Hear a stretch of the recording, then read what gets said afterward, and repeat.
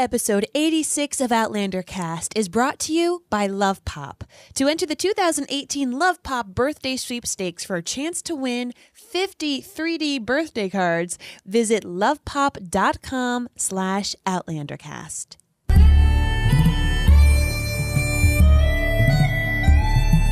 All the way from Cranston, Rhode Island, welcome to Outlander Cast. It's a podcast dedicated to the show Outlander on Stars. Sing me a song of a lass that is gone. Say could that lass be I? Mary of soul, she sailed on a day over the sea to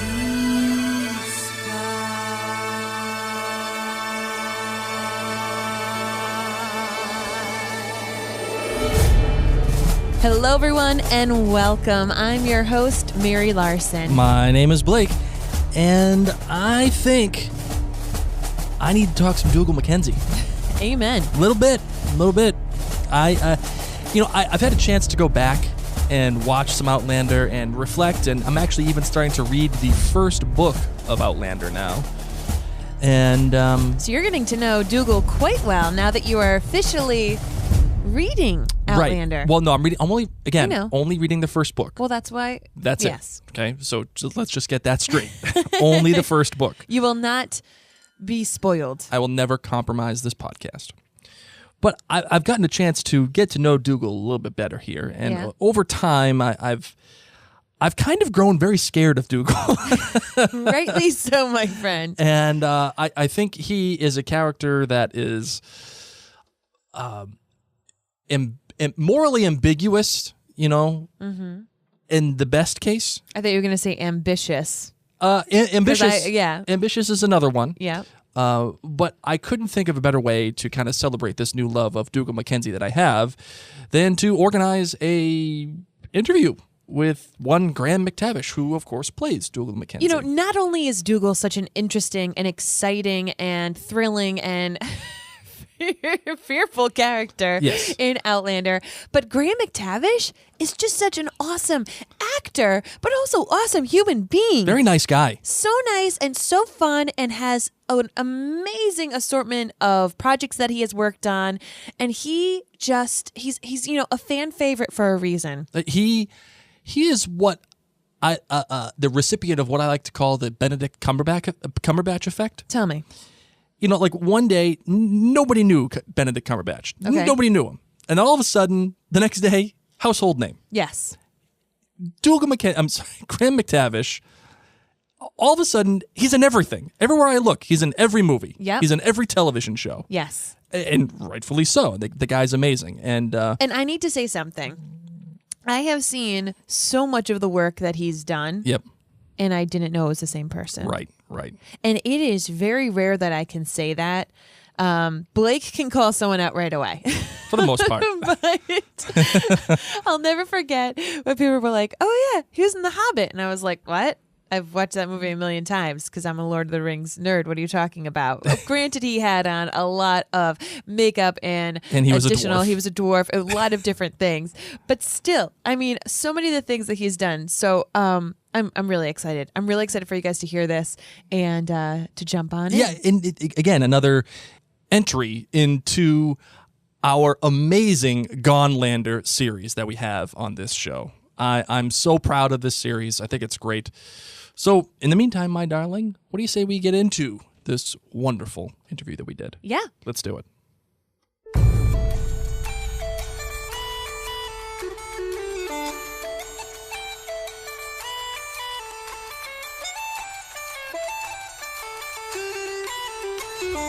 Joining us today is Graham McTavish, a widely accomplished Scottish stage, voice, and film actor whose many credits include the likes of Lost, Rome, Prison Break, Preacher, 24, The Hobbit trilogy, The Finest Hours, Creed, and way too many more to list. But we all know him as this strong, cunning, morally ambiguous, as Blake said, Jacobite war chief of Clan Mackenzie, Dougal Mackenzie. Graham, thank you so much for taking the time out of your incredibly busy schedule to join us on Outlander Cast today.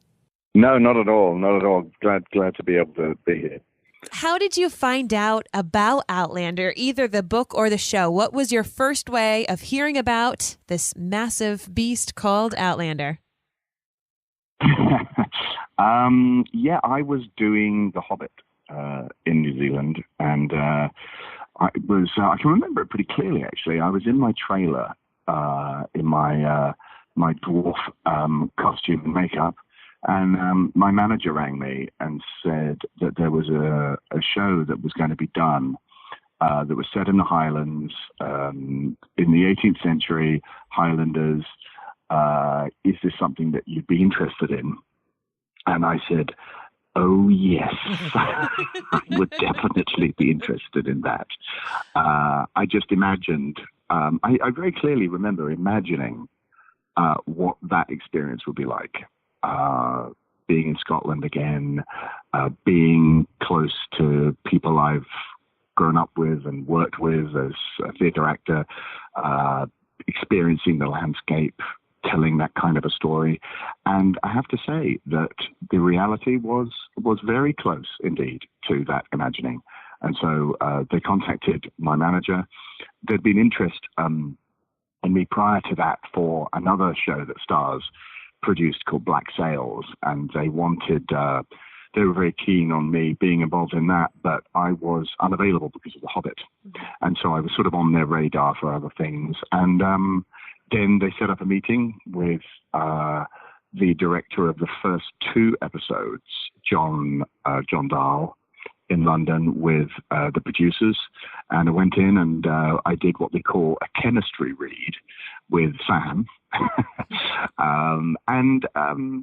We instantly got on. We instantly liked each other. I instantly liked Sam, and I knew that an experience working with him would be really enjoyable, and so it came to pass. So it's one of those strange things that begins in a trailer in New Zealand and ends up in wherever it ends up. Yeah.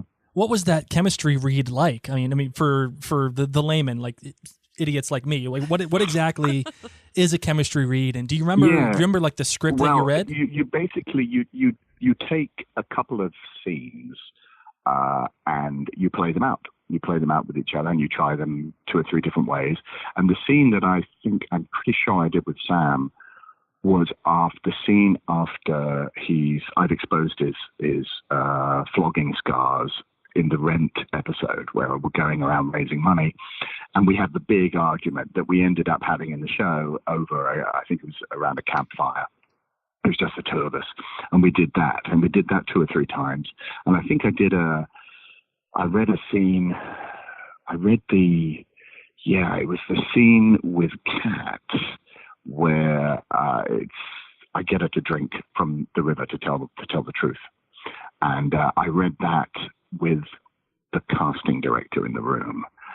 She doubled for Kat because at that point, Katrina hadn't been cast. In fact, Katrina was pretty much, I think, the last person to be cast in the show. They were having huge trouble finding the right person for the role. And they actually thought that they would have trouble finding the right person for the role of Jamie. That was the one that they thought they would have real trouble with, but they found him very, very quickly. So it just shows you. Did you ever meet with Ron Moore prior to the during the chemistry reads? Was he part of it as well, or did he have notes for you or anything like that? No, Ron wasn't there. Meryl was there. She was the producing element in the room, and it was all taped, of course. So in these days, it's you often don't meet the people that are employing you until you walk onto the set. I had exactly the same experience with Preacher. When I went on tape for Preacher, then I had a video conference with Seth Rogen and Evan Goldberg, and I didn't meet them in person until I turned up on the first day of shooting. Wow. Peter Jackson with The Hobbit. I was actually in the hotel room.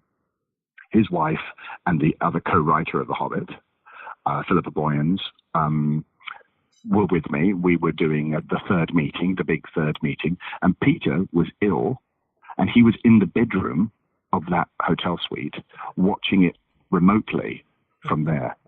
Wow. So I didn't physically meet him until I arrived in New Zealand. But he was in the room, if that makes any sense. Very strange. Very strange. So, of course, you learn about Outlander in the midst of The Hobbit, and you get to hear about this, and you say, yes, that sounds amazing. Did you have any idea, though, how strongly people felt about the character of Dougal before you started filming? No, I didn't. I mean, the only inkling that I got was after the cast announcement, that I was playing the part. And there was just this sort of bombardment of opinions and thoughts and, whatever people were posting. And I found out that way. I hadn't read the book. And I read the book once I got the role. But no, I'm kind of ashamed to say I knew nothing about it. I knew the history. I knew the history of the period very well. So I was very familiar with the context that Diana was setting the story in. But I was completely overwhelmed and continue to be overwhelmed, actually, with the reaction to the show and to my character. Pretty much, on a daily basis, people talk to me about both of those things whenever I'm out.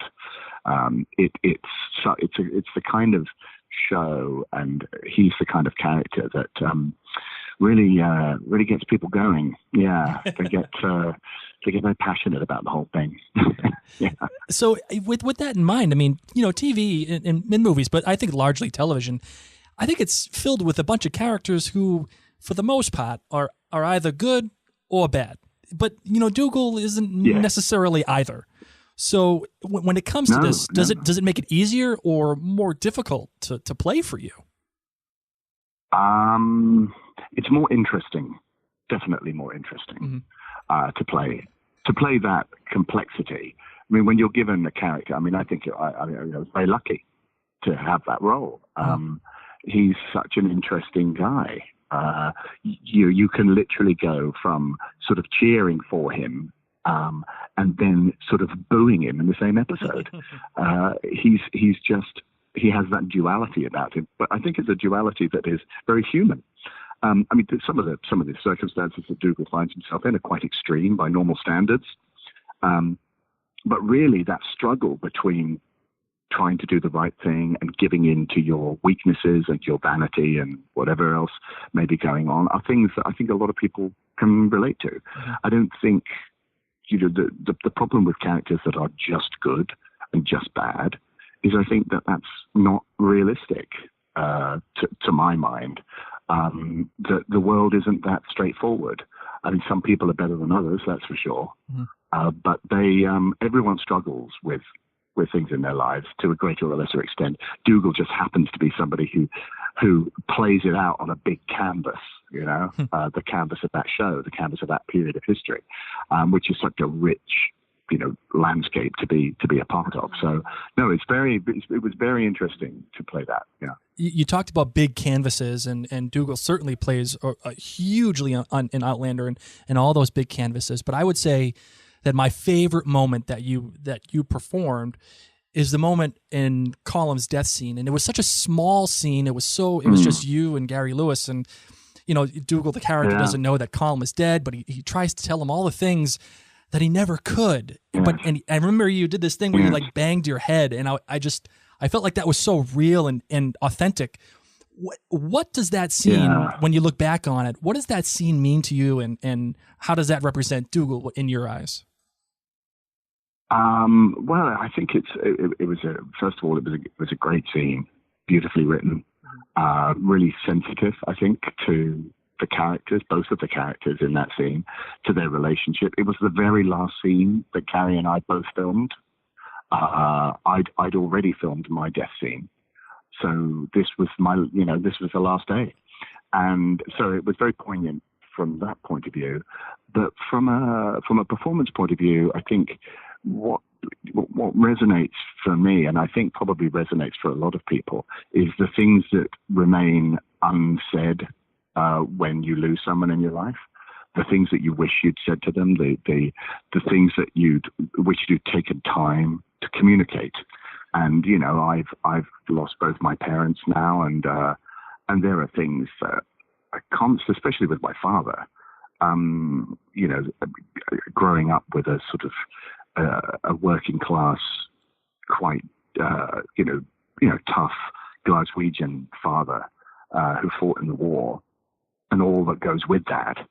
There are things that I wish I'd spoken to her about that I'm never going to get the chance to now, and that's what I was really kind of tapping into in that scene, was the terrible waste and the terrible regret that you feel when you don't get that opportunity, when that moment has passed. And sometimes it's not even death that prevents it. It's you lose touch, or there's a moment in a conversation where you think, I'm going to tell this person this now. I'm going to tell this thing that's important. And somehow the moment goes and it's gone and you can't quite get it back. And those sort of regrets that we have in our lives, I think are something that hopefully we can all share in as humans, and I think it was a very human scene for Dougal. Mm-hmm. He was stripped away of anything, any of his ego or vanity, or it was very raw. And somehow what I was trying to do was really to expose the very the heart of him, mm-hmm. I suppose. Yeah. So did you have the conversations with the directors or the writers on how you wanted to play it? Did you ad-lib it at all? Yeah. We did. I mean, we did it, as far as I can remember, we did it in 3 subtly different but important ways. We did it with a very, very restrained performance. And then we did it with in one take, complete breakdown, sobbing uncontrollably, that sort of thing. And then I think the one we went for was the third one, which really fell in between those two. And I think that was the right temperature for the scene, because you have to be, whatever your temptations are as an actor in those scenes, I want to be able to show people how well I can cry, or I want to be able to do this.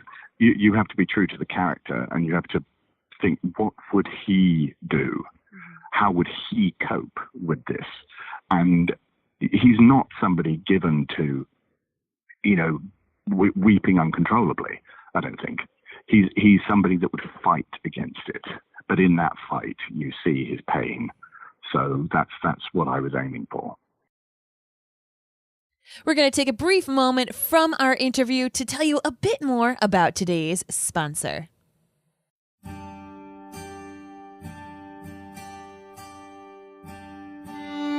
Love Pop isn't just a card. It's an experience in an envelope. It is freaking awesome to get one. We got some, and I am just so jazzed about this company. They have intricate 3D laser-cut paper cards that are designed by naval engineers in our neck of the woods, Boston. That's right, baby. That's why I love them so much. And then they're handcrafted and assembled in this Asian art form of slice form kirigami. It is unbelievable, guys. They have over 250 3D cards to choose from. It's like opening a pop-up book, but it's a card, so you can get them for weddings, birthdays, saying thank you, celebrations, anything. They've got you covered, and I'm not going to lie, there is a pirate ship for all of you Voyager fans out there who know what I've been talking about. I love these cards. I'm never going back to getting another regular card ever again, ever. And the reason why I love them is because they're so personal, and they're amazing. Like, I got a Beatles one. My dad loves the Beatles. He got me into the Beatles. And I gave him one. It was Abbey Road. It was all of them walking across the road and popped up. Put in a pop-up. And he loved it. He has it in his office. I even got one for Reese. That's a dragon. Because our son loves dragons. And it's just sitting on his desk, and it's open. It's a card, and he loves it. So get this, guys. You can shop in your PJs because when you order online, they can even handwrite a message in your card and mail it directly. They are such great quality. They're beautiful. They even just give you a reason to do something awesome for a special person in your life, even if there's no reason, just because they rock. So please go get one of these bad boys. I mean, they're not even just a card; they're like a decoration. Yes. They're amazing. And they have a great thing going on right now where you can win with some birthdays. So you're going to head on over to lovepop.com/OutlanderCast. You can enter for a chance to win 50 3D birthday cards. So remember, guys, it's lovepop.com/OutlanderCast to win 50 birthday cards. Not even birthday cards, just decorations for your house. It's so true. Legitimately, I love Love Pop, and they're from Boston. You can't get any better than that. It's my guys over there. All right, you ready to get back to the interview? Yes. All right, let's do it. You know, going from the intimate moments of Colum's death to you had so many different extreme experiences, but I wanted to know now about the battle scenes. You know, how did you prepare for those scenes? How did you mentally prepare, and what was going through your mind gearing up for that? Yeah, well, battle scenes are, I mean, they're just a very extreme version of a dance, really. It's how, if you were preparing to do a dance sequence, it's the same as doing a fight sequence. The only difference is that you're using weapons in it. So everything is choreographed. You practice those moves with the people that you're going to be doing the fight with for weeks beforehand, so that you know what the other person is going to be doing and what you're going to be doing in relation to them. So you just rehearse it over and over again. And I've done a lot of different types of fights in my career, but a lot of them have been sword related. Less guns, more swords or axes or whatever, and so it's a familiar world for me. I did a lot of it on stage, and I've done a lot of it in film and television. So I'm familiar with the world of it, and I enjoy doing them. They're great fun. They're always a great challenge for the stunt department, because every stunt department wants their fight to be really memorable for a particular reason. So we explored all sorts of different options. And then we set to work. And when you do it on the day, you know what you're doing. You know what part of the dance you are performing. And if there's several people around you, everybody has their bit of the dance. And so just as when you do watch a complicated dance sequence, maybe on stage or on film, you think, how did they do that? And just everybody works really hard to do it. So I got to imagine you've done a lot of battle scenes, but did any of them ever require you running down the hill shirtless? Because I got to tell you, you are in the kind of shape that I only wish I could be in. So, like, what did that mean for you? Like, what did you have to? Did you only eat celery, kale for like 3 weeks in order to prepare for that? No. Especially since before The Hobbit, I've done an enormous amount of training. I got into ridiculous shape for The Hobbit because it was going to be so physically taxing for 2.5 years, as it proved to be, and I tried to maintain that. So yeah, I'm careful enough about what I eat. I don't go mad. I'm not like a monk or anything, but I do. I exercise very regularly, and it's really just about. You need to be convincing, again, as the character you're playing. And Dougal Mackenzie is a warrior, so he wouldn't have been sitting around eating the equivalent of 18th century pizza. He would have. They were people that used their bodies continually. They were always practicing. They were fighting. They were outdoors. So that, I think, needs to be reflected in the physique of the people that are portraying them. I heard a rumor that you wanted to push this idea of you biting a guy's nose off in battle. Is that true? Oh, no, we filmed it. Oh, you did? Yeah, we did. My word. Oh yeah. Ira was. It was in the script. In the script, I headbutted him. And I said, listen, he's always headbutting people. It's such a kind of obvious thing to do. So we filmed a sequence where a redcoat is coming at me with his musket and bayonet, and Dougal, being the sort of show-off that he is, puts the sword in the ground and just basically says to him, you know what, I don't even need a sword. I'm still going to kill you. And the guy comes at me. I grab his hand. I grab his musket. I try and stab him with my dirk. He grabs that. So we're in a standoff. And so I said to Ira and the director, I said, listen, he would do anything. Dougal would do anything to these people. And having done some research on fighting, I know that this sort of thing went on. So he just grabs him, pulls him in, and I just bite his nose off. And so we filmed it. When the camera was on me, we paused and we put a little bit of gelatin covered in blood in my mouth. And so we do I gnawed it off. And then I just spit the nose out. And and then I kill him. And then I turn around and I go through all of the wounded and I just stab every single one of them to make sure they're dead. Now, in the way that they put it in the episode, that was all truncated. So you didn't get the nose. They thought the nose thing was just too much, which, come on. Of course he would do that. Of course he would. You're so right. And they shortened the period of me stabbing the dead bodies so that I get to Lieutenant Foster a bit earlier. But I'm kind of sad that they didn't include the nose butting. It's out there somewhere. They filmed it. They've got it. So I love it. You never know. One day it'll come out. So as we're reflecting here, do you have a specific favorite memory from the set of Outlander that you'd like to share with us? Oh, gosh, there's so many. And there really are. I mean, it's, I think that a general feeling of enormous laughter, lots of laughing, especially between me, Sam, Duncan, Stephen Walters, Grant, the Highland group, lots and lots of laughter, lots of joke telling, lots of, Duncan standing behind us in the wedding when Jamie's announcing his full name, Jamie Alexander, Malcolm Mackenzie Fraser, and Duncan just adding more and more names during the take, so that he was King Kong, he was Tarzan, he was Godzilla, so that, James Alexander, Godzilla, King Kong, Tarzan, Malcolm Mackenzie Fraser, and we couldn't continue. We were just laughing so much. So that was a very long day. And definitely the director got really kind of like, okay, that's enough. That really is enough now. And Duncan just couldn't stop.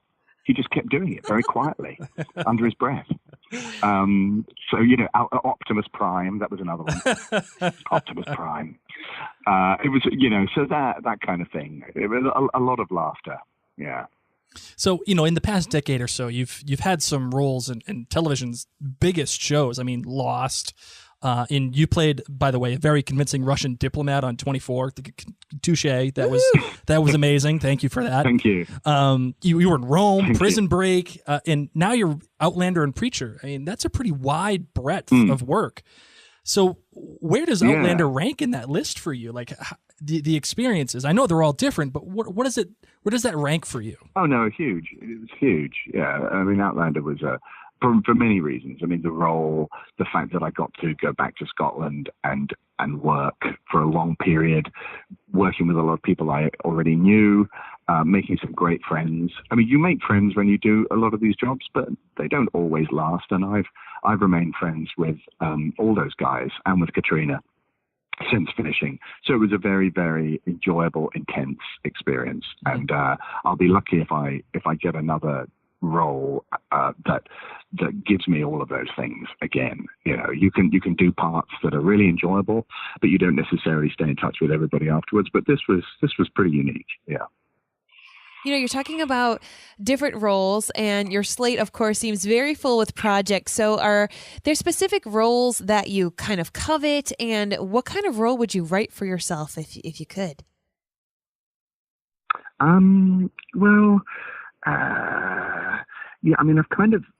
I've managed to tick a lot of boxes that I've always wanted to do, like playing a cowboy, being in a Roman epic, doing the kind of Lord of the Rings thing, so those were definite ambitions that I had. And I think, I'd like to do more comedy.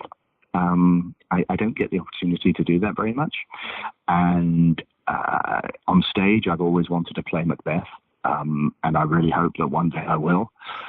And so those kind of things. But other than that, really, it's just whatever whatever presents itself at the time. And a lot of these things come out completely from left field. I never imagined doing a part like Dougal.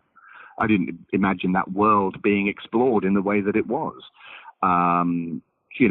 So these, the great thing about the business is that on the one hand, yes, it is, you never quite know what's happening in the future, but that's also a very exciting thing. So there are parts out there that I still have yet to play that will be really amazing for me, hopefully, and very surprising and challenging. And I like challenges. I like doing things that test me and push me.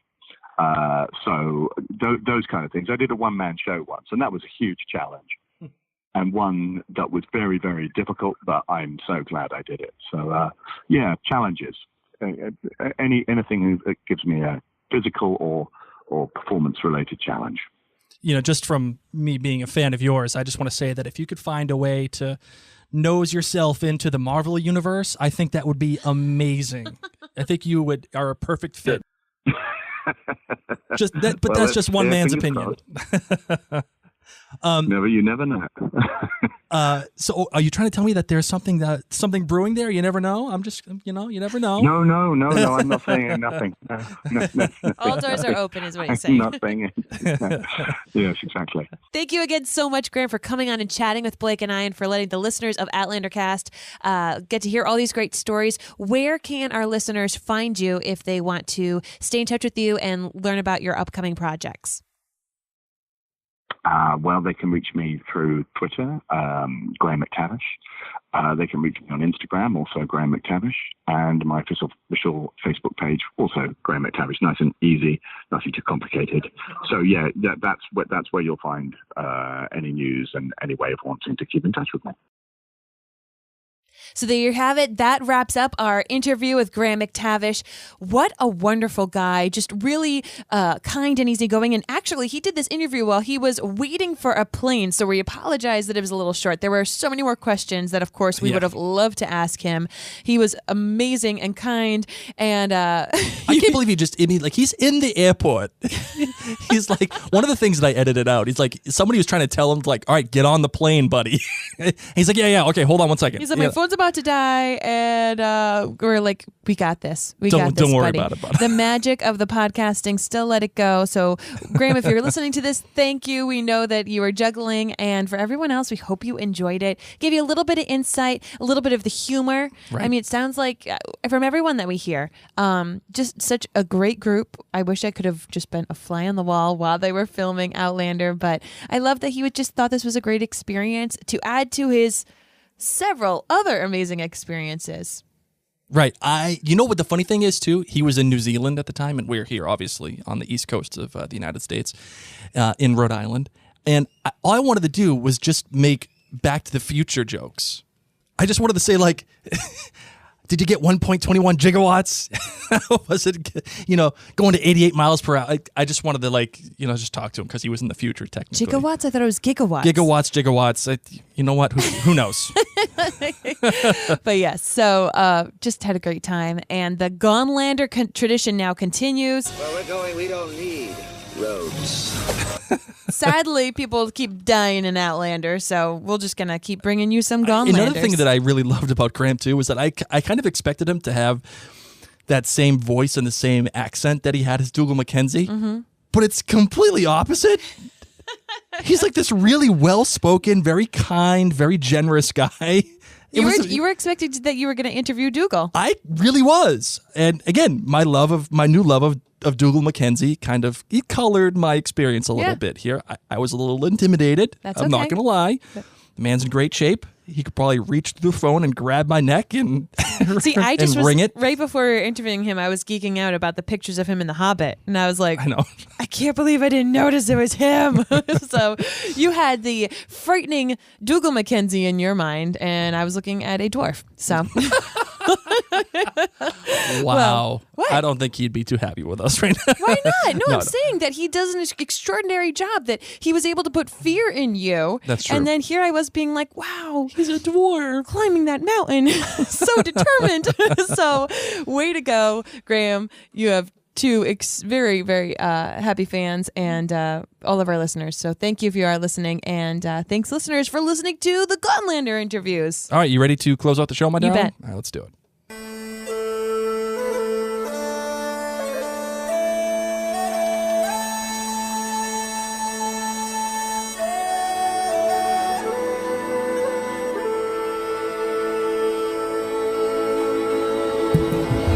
If this is your first Outlander Cast episode, I want you to head on over to outlandercast.com and check out all of our previous episodes. We've been able to interview other Gonlanders, hashtag Gonlander, RIP, sadly missed, as well as other people. And, you know, season 3 is coming.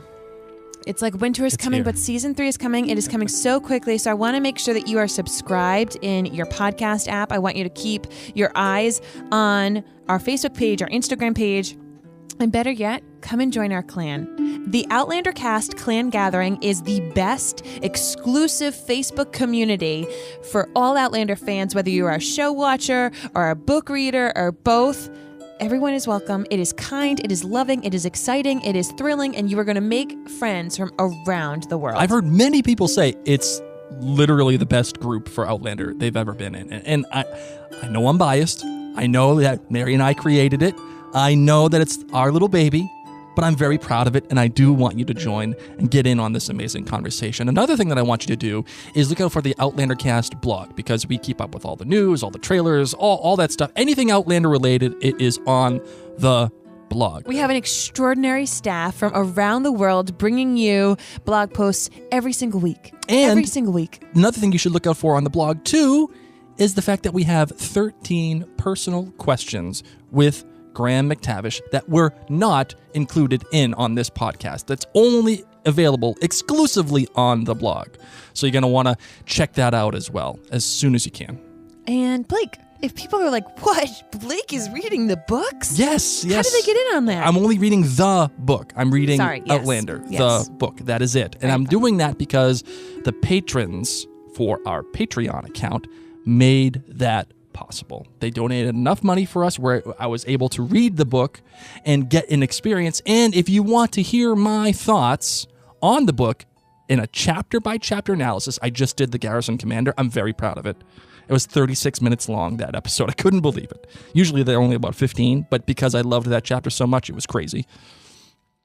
If you want to hear my thoughts, go to patreon.com and listen to my chapter-by-chapter analysis by becoming a patron of as little as $2 a month. It's patreon.com/OutlanderCast. Think of it as you do when you are donating to something like your local PBS station or radio station. Thanks to supporters like you. Right? Where's Laura Linney when we need her? It really is. It's thanks to supporters like you, and this is just a little way that we can give back by having Blake's chapter-by-chapter analysis. So until next time, folks, I'm Mary Larson. My name is Blake. And you've been listening to Outlander Cast. And our screaming kids in the background. We're not being negligent parents, I promise. Sesame Street must be over. All right, let's close it out.